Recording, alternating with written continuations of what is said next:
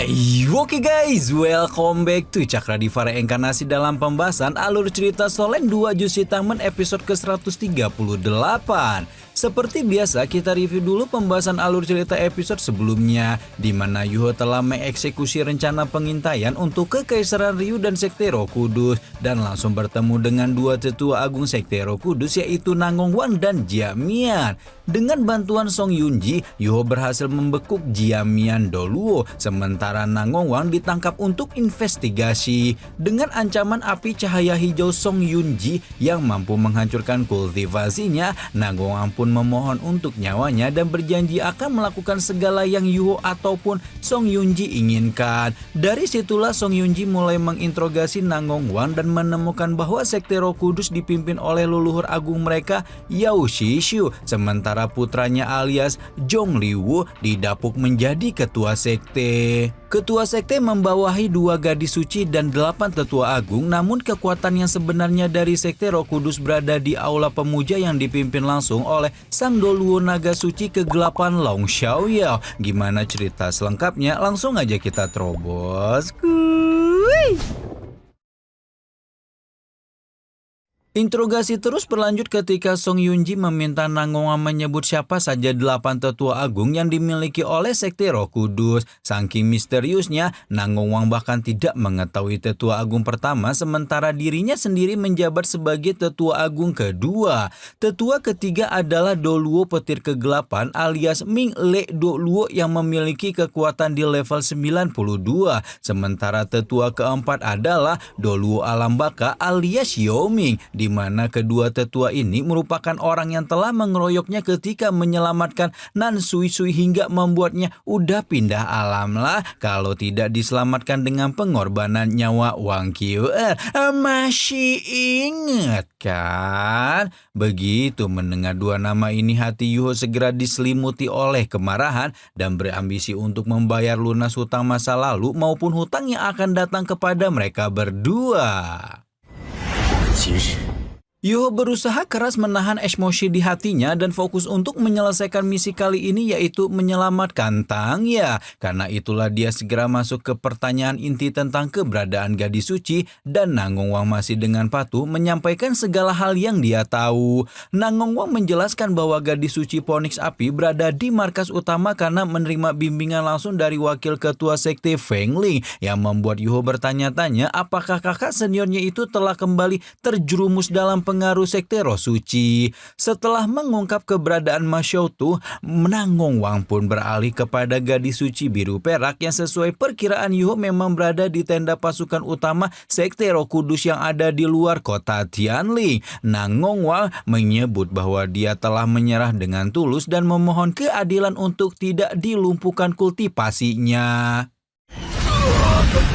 Yuho mengangguk setuju bahwa Nangongwang memang telah menyerah dengan tulus, karena itu juga dia akan melakukan sesuatu yang seharusnya tidak akan ditolak oleh Nangongwang, yaitu menggunakan teknik perdukunan api pengendali jiwa untuk membuat Nangongwang tidak lagi memiliki permusuhan kepadanya. Dan benar saja, beberapa saat setelah jiwanya dibakar, Nangongwang benar-benar kehilangan niat permusuhan kepada Yuho, malah-malah menganggap Yuho ini sebagai sekutunya. Yuho bersyukur Song Yunji ikut serta dalam upaya pengintaian ini, karena kalau bukan berkat Doluo bayangan hijau itu melukai Nangongwang dengan parah, maka dia tidak mungkin bisa menggunakan api pengendali jiwa pada seorang master dunia roh. Nah, berhubung Nangongwang bukan lagi ancaman, sekarang saatnya Yuho mengeksekusi rencana pengintaian yang sebenarnya. Ternyata Yuho menggunakan teknik simulasi mentalnya dan berubah wujud menjadi Jiamian yang sebelumnya sudah dia habisi dengan tangannya sendiri. Dengan berubah menjadi Jiamian, Yuho akan kembali ke tenda Sekte Roh Kudus bersama dengan Nangongwang dan menjalankan upaya pengintaian yang sangat menakjubkan sekaligus berbahaya.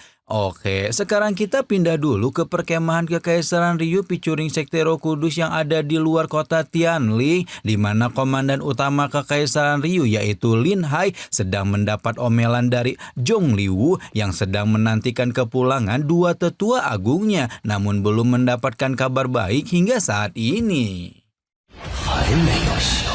Lin Hai merasa jiwanya bergetar ketika mendengar suara rendah Zhong Liwu di mana meskipun dirinya adalah marsekal Kekaisaran Matahari Bulan yang memimpin 300.000 pasukan menggantikan Juji, tidak dapat dipungkiri bahwa dia telah lebih dari sekedar semut kecil di hadapan ketua sekte Roh Kudus tersebut.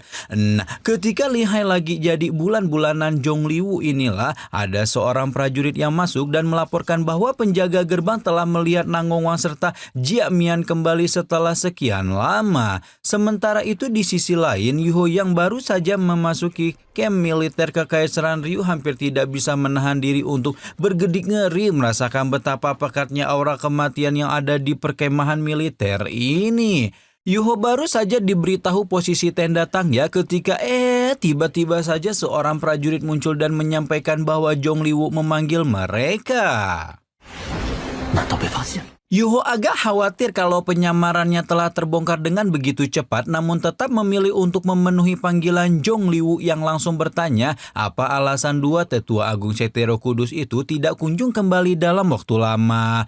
Nangong Wang dengan sangat natural menjelaskan betapa licinnya penyusup yang mereka buru, di mana si penyusup ini merupakan master roh tipe spiritual yang memiliki persepsi luar biasa. Begitu menyadari kehadiran mereka, si penyusup langsung lari dan terlibat kejar-kejaran dengan mereka sampai ke perkemahan militer Kekaisaran Tianhun. Selain khawatir memasuki area musuh yang penuh jebakan, mereka berdua juga khawatir untuk melanjutkan pengejaran karena melihat ada orang-orang Akademi Shrek di kamp militer Kekaisaran Tianhun. Orang dari Akademi Shrek menjadi bala bantuan si penyusup dan oleh karena itulah mereka tidak bisa masuk lebih jauh demi menjamin keselamatan diri sendiri. Ekspresi Zhong Liwu segera berubah gelap ketika mendengar nama Akademi Shrek karena dalam ingatannya akademi terkuat di seluruh benua Doluo itu yang menjadi musuh terbesar sekte Roh Kudus. Akademi Shrek memiliki warisan yang mengakar selama puluhan ribu tahun serta murid yang tersebar ke seluruh pelosok, di mana hanya dengan satu panggilan dari Akademi Shrek, mereka akan mendapatkan bantuan yang bak gunung dan lautan. Meskipun tidak secara gamblang terjun dalam peperangan, Zhong Liwu sudah mendengar keikutsertaan Akademi Shrek di pegunungan Mingdu dan kali ini berada di kota Tianling yang menandakan bahwa akademi terkuat di seluruh benua itu mulai bergerak dalam senyap.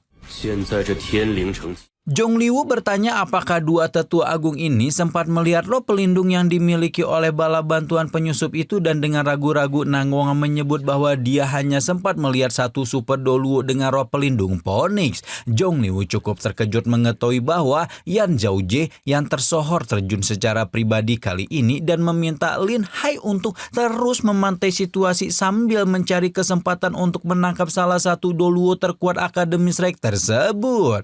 Baru setelah menerima cukup laporan dari Nangong Wang, Zhong Liwu pun meminta kedua tetua agung untuk beristirahat di tenda masing-masing. Namun Yuho dan Nangong Wang baru saja berbalik dan mengambil beberapa langkah untuk meninggalkan tenda Zhong Liwu, tapi tiba-tiba jantung Yuho nyaris saja berhenti berdetak ketika Zhong Liwu tiba-tiba menghentikan mereka dan memanggil nama Jia Mian dengan nada rendah. Namun Yuho bisa menghela napas lega ketika bukannya membongkar penyamarannya, ketua sekte Roh Kudus itu justru mengomelinya karena kultivasinya sudah lama tidak meningkat dan meminta tetua agung ketujuh itu untuk berhenti bermain-main. Yuho yang sudah memeriksa informasi tentang Nangong Wang dan Jia Mian segera berkelit ketika menyebut roh pelindungnya memang berevolusi dan meminta kemurahan hati Zhong Liwu untuk memberinya sumber daya tambahan. Namun permintaan itu membuat Zhong Liwu semakin kesal dan meminta Jia Mian untuk meningkatkan kekuatannya sendiri sampai ke level 94 baru berhak meminta sumber daya tambahan. Sesuai dengan karakter Jia Mian yang sudah dia pelajari, Yuho pun berjanji akan berusaha sekuat tenaga untuk meningkatkan kekuatan dan baru setelah itu keduanya diperolehkan untuk kembali ke tenda masing-masing. Yuho masih menyempatkan diri untuk memeriksa situasi di sekitarnya sementara Nangong Wang seolah sudah mengetahui apa yang Yuho butuhkan. Tetua agung kedua sekte Roh Kudus itu mengantarkan pemuda itu ke tenda Jia Mian dan mempersilahkan sekutu barunya tersebut untuk beristirahat. saat. Nangong Wang memasang ekspresi penuh arti ketika berkata bahwa dia tidak akan mengganggu pemuda itu dan membuat Yuho bertanya-tanya apa arti tatapan tersebut. Dan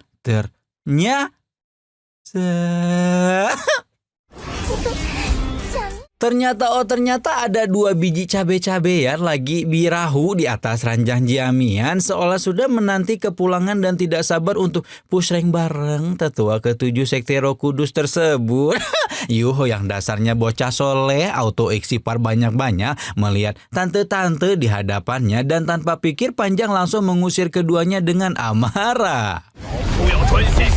Baru setelah 2 cabe-cabean itu pergi ke tendanya, Yuho melakukan pemindaian mendalam dan bisa bernapas lega setelah tidak menemukan satupun alat pendeteksi roh di dalam tendanya. Karena itu juga Yuho bisa kembali ke wujud aslinya dan bergegas membuka gerbang neraka untuk bertemu rekan-rekannya serta 2 gurunya yang sudah menunggu dirinya cukup lama di dunia kematian tersebut.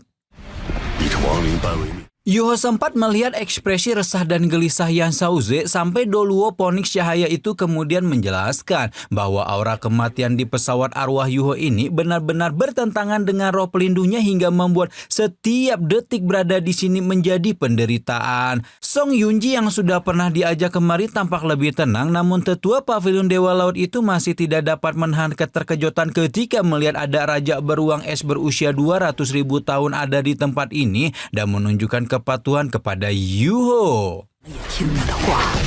Yuho hanya menyebut bahwa Raja Beruang Es itu adalah teman lama sahabatnya dan meyakinkan kalau Shoubai tidak akan membahayakan siapapun. Memotong pembicaraan, Yuho mengabarkan bahwa dia telah mendapat beberapa informasi penting dan segera mengajak semua orang untuk mendiskusikan rencana selanjutnya.